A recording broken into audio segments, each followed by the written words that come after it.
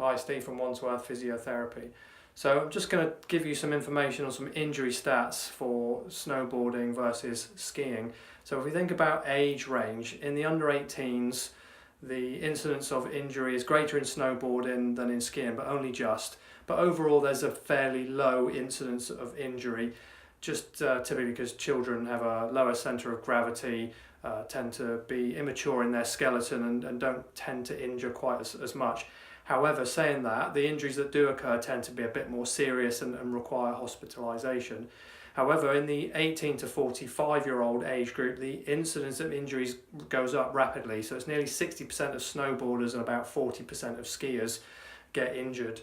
And then if we think about gender, it's much more likely to be injured if you're a man compared to being a woman. Perhaps men are a little bit more gung-ho, might show off a little bit more on the slopes, but they come a cropper much more. So if you are a middle-aged man about to go skiing or snowboard, or particularly snowboarding, because the injury rate is higher, you definitely need to download my guide that's attached to the video and do the exercises which are in that guide.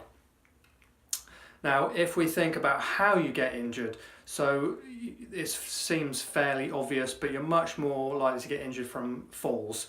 And then it's most likely to be a collision beyond that, running into other skiers, snowboarders and stationary objects. So in terms of trying to prevent falls, you need to do your balance training, which I've outlined in my guides.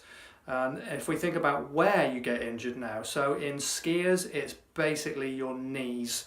They're the most at-risk areas, injuring your ACL and your MCL ligaments inside the knee, or just generally the lower body. But in snowboarders, you're much more likely to injure your upper body. The most common area is the wrist, followed by the shoulder. So we need to think about some protective equipment to wear. So if you're going snowboarding, wrist braces, shoulder braces, strapping up your shoulders. And if you're going skiing, you can wear knee braces and knee supports. And then obviously the big one is head injuries. So they will cause serious problems if you bang your head on the slopes. So wearing helmets, and I've outlined in my guide all about protective gear that you need to wear. And then lastly, when do the injuries occur? Well, it's typically more so in the afternoon.